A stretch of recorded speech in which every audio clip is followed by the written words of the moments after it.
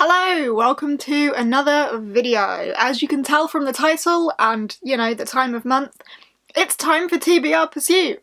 Hooray! If you are unfamiliar, here is TBR Pursuit. It is my monthly TBR board game that I play. I will link the playlist down below, but each colour correlates to a genre, and then I have my stack of question cards with questions relating to each colour's genre, and I have to answer the question to find a book. It is July. Not sure how we've got round to July, but it's here. I'm gonna put this down. You don't need me to hold it the whole time.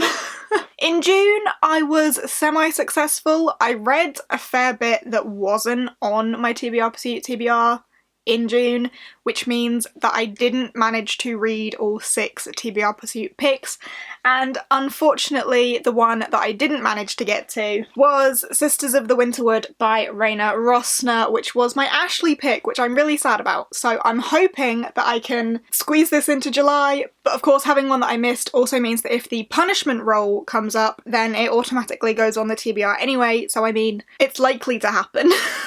In July, readathon-wise, I don't think there's much going on, other than Becca's 48-hour Bookopoly-thon, which you can't pick a TBR for, so I'm gonna ignore it for the sake of this, because I'll pick my TBR as that goes for that. But otherwise, yeah, there's a few books that I need to read for book club purposes, so fingers crossed I can fit those in. But otherwise, there's not too much really dictating what I read in July, so we'll see what the TBR brings. For my orange reserve person, I have Becca from Becca and the Books, creator of Becca's Bookopoly-thon, on reserve, so it's likely that she will show up because I do try to get an orange in so that I can get someone to show up. I don't think there's too much more to really introduce to this one, so shall we just get on with it? I think we should. Right, off you go.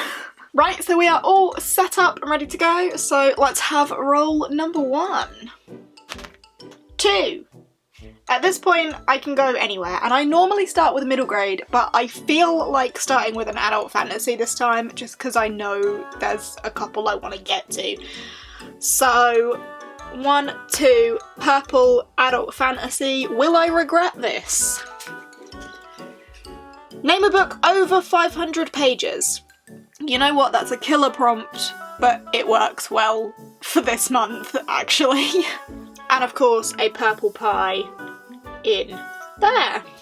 So, for roll number 1, I went for an adult fantasy because I knew that there was at least a couple that I would have liked to have got to, and the prompt I got was a book over 500 pages, which although is like a whopper of a prompt, it works out pretty well that I'm able to fit Assassin's Quest into TBR Pursuit because I need to read it this month anyway, so if I couldn't get this into TBR Pursuit it would have been a pain because this is like 900 pages. Not quite 900 pages, I exaggerated.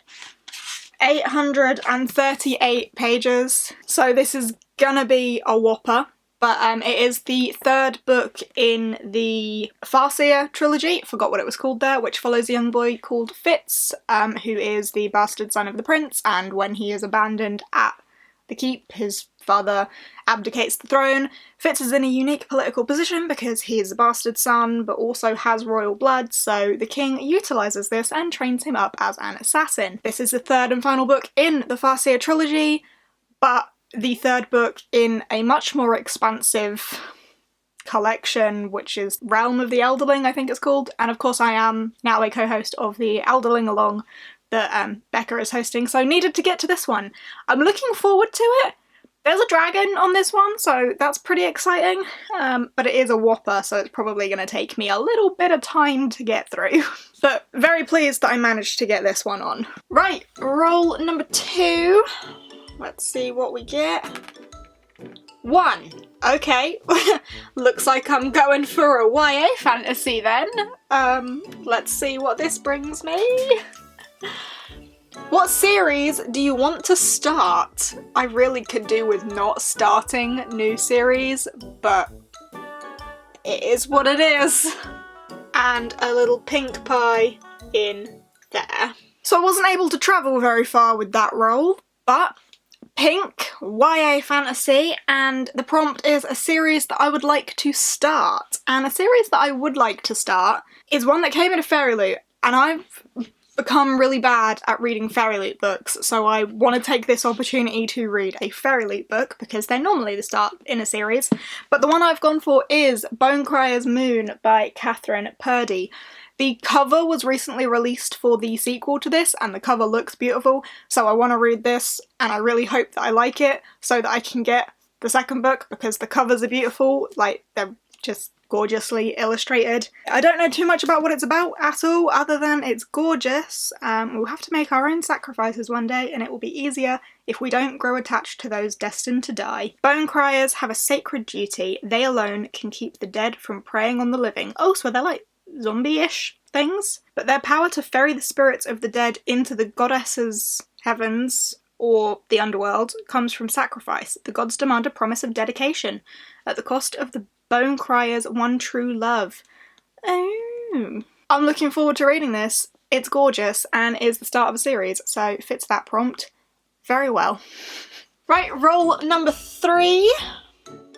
Come on, a bigger number this time. 3. 1, 2, 3, 1, 2, 3. Roll again, or an orange. I have Becca on reserve for orange, so 1, 2, 3. Orange is other, which just means that someone else has to answer the card. And I have Becca, and what has she got to do?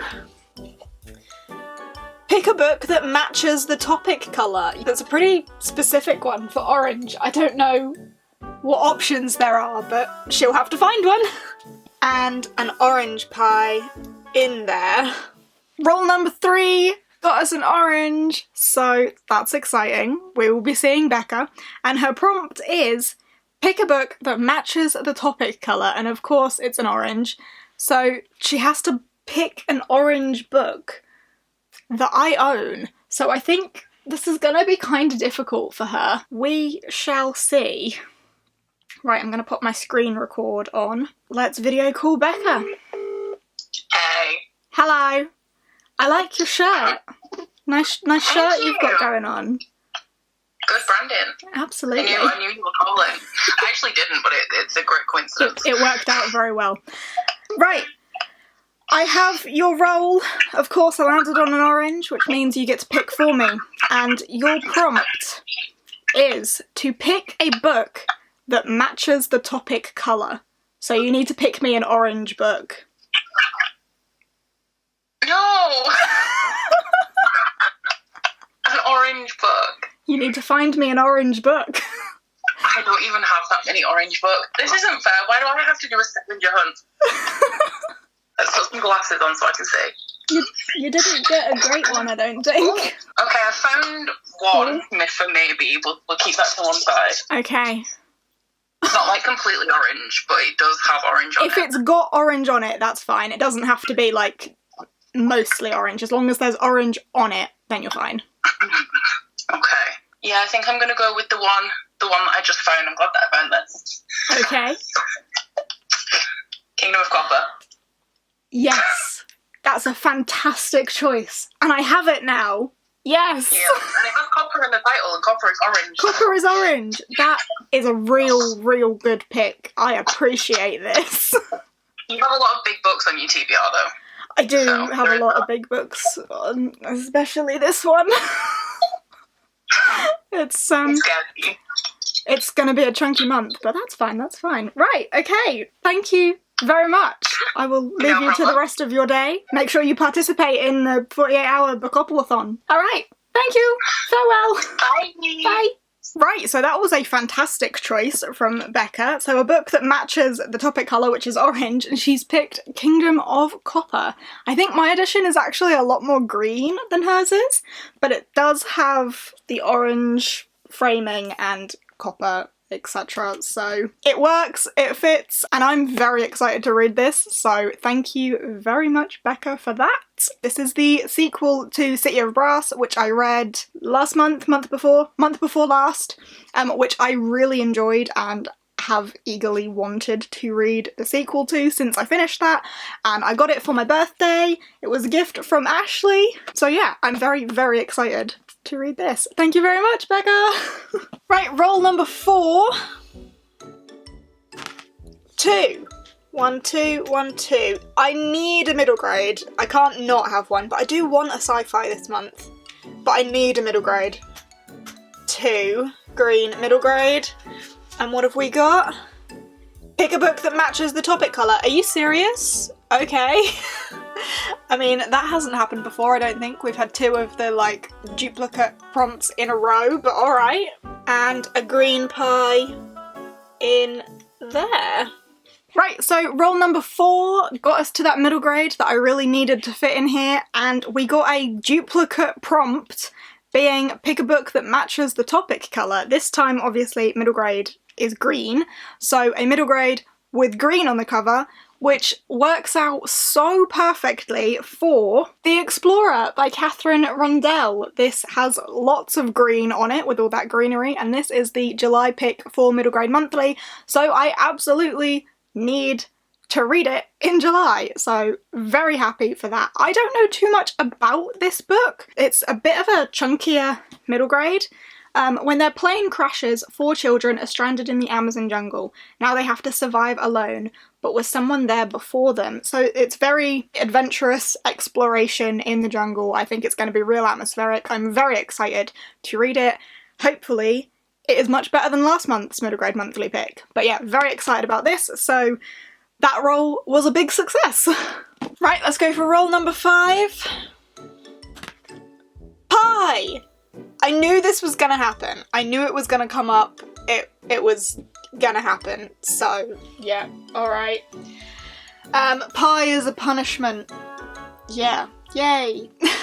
And roll number 5, we knew it was gonna happen. We knew that punishment roll would come up, but you know what? It's fine, because I wanted to get to my Ashley pick anyway, which is Sisters of the Winterwood by Raina Rossner. And here it is. This cover is just stunning, and I didn't get to it in June. And it's my only option for my punishment roll for July, so it's going back on the TBR. I'm really sorry, Ashley, that I didn't get to this last month, but fingers crossed I get to it in July. Right, let's go for roll number 6, but hopefully for pie number 5. 2.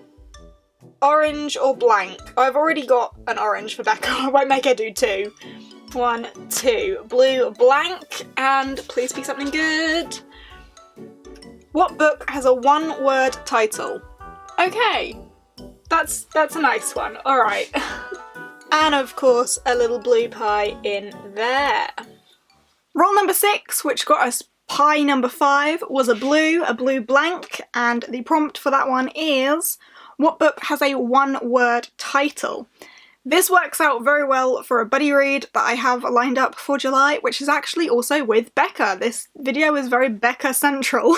But me and Becca have recently finished reading all of the Grishaverse, all of Leigh Bardugo's books together, and we're now moving on to Victoria Schwab, and I'm gonna get Becca to read Schwab and love Schwab, and we are starting with the one that I think she's probably going to enjoy the most, which is Vicious, which has a 1-word title, so fits this perfectly. This will be a reread for me. I have read this before. I love this. I have not read Vengeful yet, so we're both gonna hopefully be reading Vengeful next month. Or August, I mean, because July, yeah. But in July we will be reading Vicious. This is a sci-fi superhero-ish sort of book. It follows Victor and Eli, who are studying at university together, and they're doing a thesis on what makes a person an extraordinary. And an extraordinary is someone with superpowers, basically. And they discover that in order to gain extraordinary abilities, you have to have a near-death experience, which basically results in these 2 kids killing themselves and each other repeatedly and bringing each other back to gain supernatural abilities. It's very back and forth between 2 timelines, which is back when Victor and Eli are doing this to gain their abilities, and 10 years in the future, when Victor has just got out of prison, and him and Eli are mortal enemies. I enjoyed this a lot. I'm very much looking forward to reading it again, and fingers crossed Becca loves it as well, so Vicious by V. Schwab.